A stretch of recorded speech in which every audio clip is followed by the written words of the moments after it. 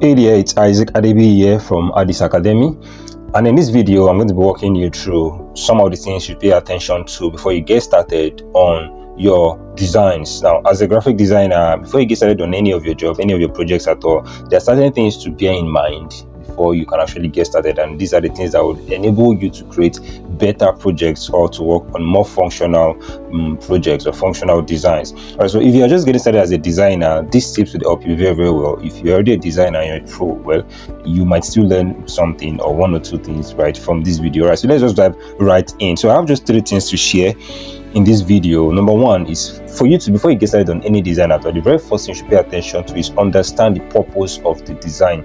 Understand the purpose of the design. Now, designs have, like, one thing about graphic design is that graphic design is mostly created to serve a purpose. It's created for something. So it could be to communicate an information, it could be to create an awareness, it could be to just it could be to sell an item or a product or a service. So like any design you're creating has a purpose attached to it. So the very first thing you want to do is you want to understand the purpose, because if you're working on the design and you don't even understand the purpose for that design or the purpose for creating that design, you would not be able to create something very, very good. For example, if you are creating a design that's going to be used as a billboard and probably you don't know, and then you're just creating a design probably you thought it's going to be used, it's going to be used on social media, you are going to create something that's not going to be so functional. It's not about the design being beautiful, it's about the design not being functional. You get? So you want to understand the purpose of the design. Now, what was this design created for? What are we hoping to achieve with this particular design?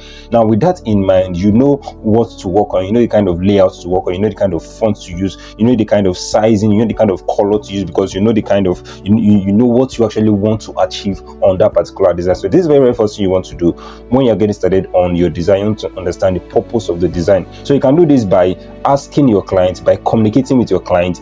Whenever you get brief, so if your client is sending you a comprehensive brief, you can actually study the brief. I mean, when I say study brief, I don't mean just getting your brief and just going to design. I mean taking the brief and trying to study the brief, right? So if the brief is very, very comprehensive, you can study it. And if you have feel there are more questions you should ask, you can ask the client, okay, why are you creating this design?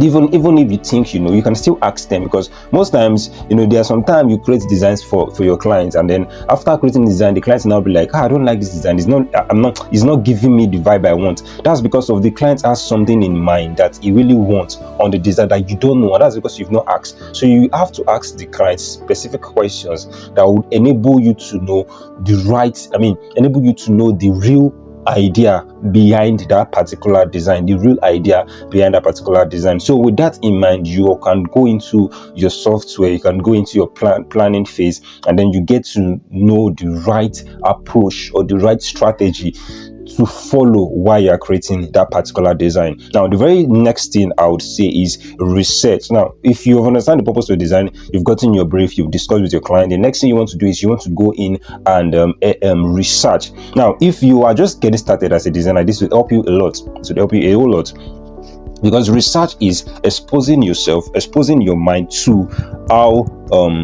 exposing your mind to a particular niche or to a particular way or to a particular industry. So let's say you get a design for, let's say, an agricultural industry, and then let's say you've not done anything in that context before. The wise thing you can do whenever you get a job is to go and research on that industry, research on the kind of designs used, research on the kind of graphical elements that portrays the kind of message in that industry gives. You're researching to know the kind of projects that have been done before now, and then you can actually study them. You can study a lot of them, and then you're going to see similarities in this project. You can actually pick patterns in this project, and then you can always apply to your own. So this is different from you copying other stuff. This is you trying to understand, okay, how does this industry work? How does designs in this industry work? For example, every industry have a different pattern. For example, the tech industry, if you study the tech industry, study most of the designs in the tech industry and study most of the designs in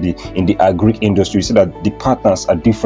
They are actually different. So whenever you get design jobs, the best thing you should do is to go and research, because researching is you are trying to understand how that design works or how that niche works. It's very very beautiful. Research is very very beautiful. So you don't want to just go into your design application or into your design software and then just go and get started designing, especially if you don't really have an idea of what you're doing. So the best thing you should do is to go and research. So you get other people's job relating to what you're trying to create, and then you study those designs. And you're not taking just one, you're not taking just two, you're taking as much as possible, because you're not copying now, you're trying to research. You get, so after research, you now go ahead, and even before you even finish researching, your mind is already exposed to how your design should look like. So research is very very important. Now the next one, which is the last, is planning.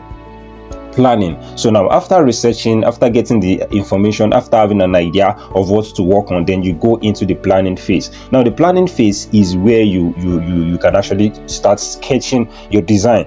Now, before you build a house, you have to plan. Before you build a house, you have to draw a sketch. You have to plan the house. You don't actually just go to a house and just start building. You have to actually plan. So this is a mistake I see a lot of beginners making in graphic design. Before you start up any of your graphic design job, any of your projects, you need to actually plan out the project. You can actually do this on a piece of paper, because to me, I feel ideas flow freely on paper than on your software. So you actually need to plan the design. So you can actually sketch the design, you can draw your layout on design, you can think, okay, what color is going to work well on this design. You write out the color. You don't have to always go into your software to do all of this. You should actually plan them out. So planning is very very important, because when you're planning, more ideas will be coming into your mind. Although when you start designing also, you'll be able to have more ideas, but then planning gives you an edge, because it's like freehand. You're not using your software, you're just using your hand and your pencil or your biro. So planning is very very very very important